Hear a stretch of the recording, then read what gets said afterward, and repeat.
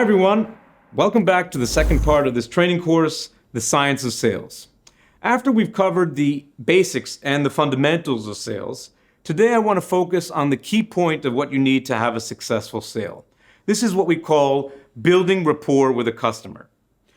Unless you are incredibly lucky, for example, a customer just happens to be looking for what you're offering them and has their credit card right there in their hand, without some kind of rapport, making a sale will be almost impossible. Also, building rapport doesn't exclusively apply to sales situations. Without knowing it, we all build rapport every single day with our family, with our friends, and work colleagues.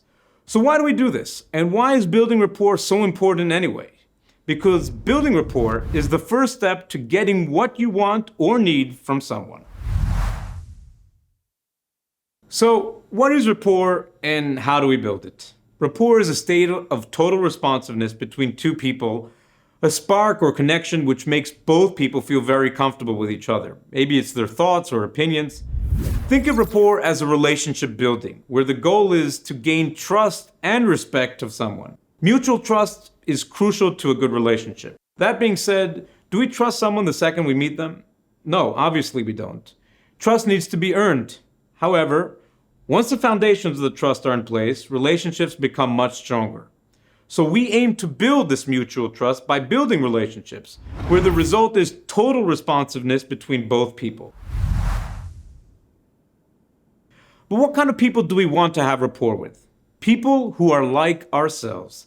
Think about your friends and ask yourself, why do you choose these people to be your friends and not someone else?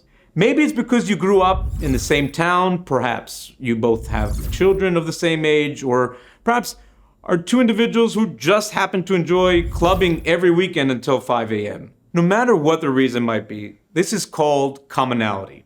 And finding commonality is the key to building rapport. To put it simply, you're trying to find common ground you can work with. So how do we discover commonality with someone? We ask questions. At this stage, you're probably thinking to yourself, that's simple to do, right?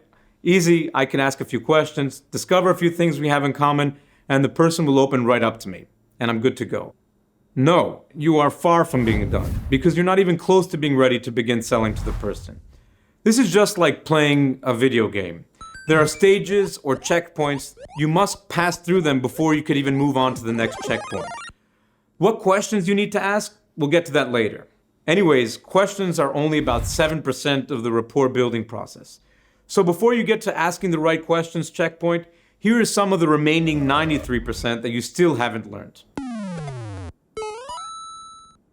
Like I mentioned before, people like people who are like themselves.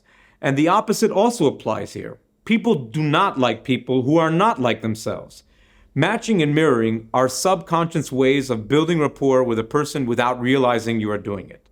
The subconscious mind is vastly more powerful than the conscious mind. So take advantage of that fact. Believe it or not, to most people in the world, style is way more important than the substance itself. And first impressions obviously count. So hear how you can make the first right impression.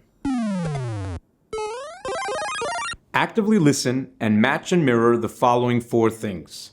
Tone of voice, tempo, volume, and terminology. Consider what a person's general tone of voice is like. Valuable information can be gained from someone's overall tone of voice. How are their language skills? Are they plain spoken or do they uptalk? For instance, do they use complicated language or simple language? How about their tempo? Do they talk fast, slow, or somewhere in between? Fast talkers don't like slow talkers and vice versa. And how about their volume? Are they loud talking or are they quiet talking? Maybe they just start quiet but get louder as they get much more excited about something. When it comes to a person's terminology, pick up on the small things, like words that most people use regularly, literally speak their language. If they use the word awesome instead of amazing, remember this and use it yourself.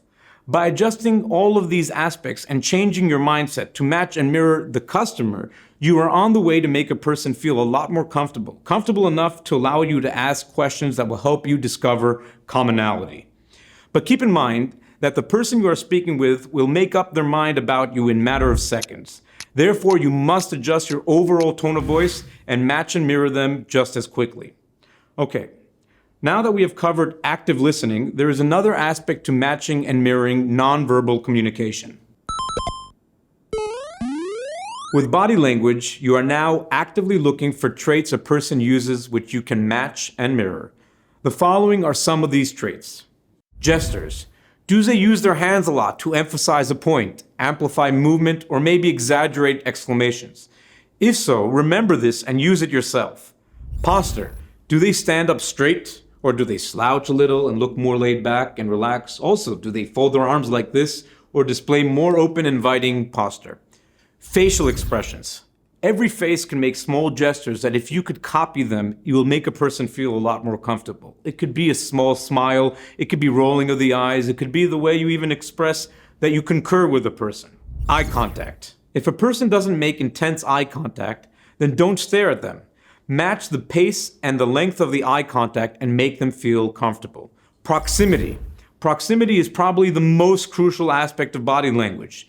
Get too close to a person and they can feel threatened and uncomfortable.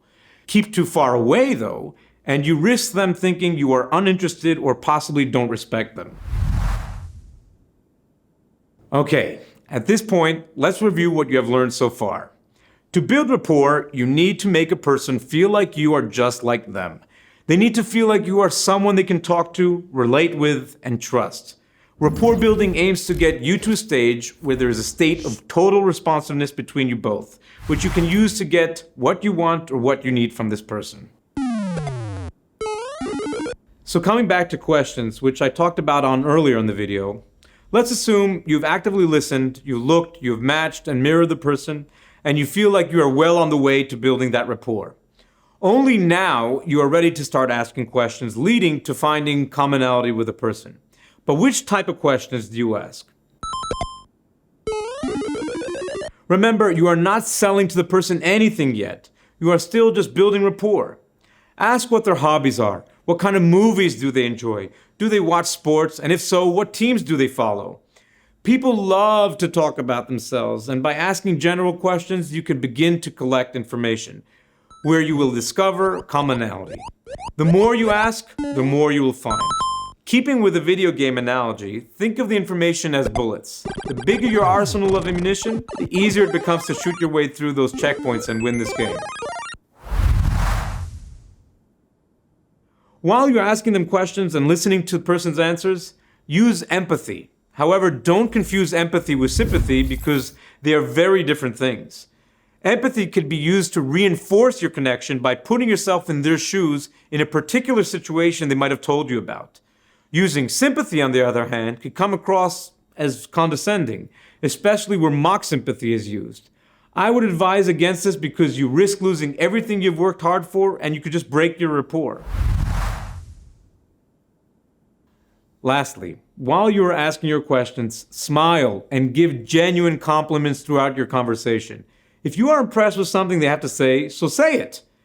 Genuine compliments are both endearing and make the person feel confident and good about themselves, and they go a long way towards building rapport. On that note, here I will end our video on building rapport. Before you move on to the following video, please make sure to practice what you have learned today to master your skills. Strike up a conversation with someone in a coffee shop or even at the bus stop, I don't care. Just practice rapport, you could do it anywhere. In our next video, we'll be talking about KYC, better known as knowing your customer. And before that, go practice building rapport.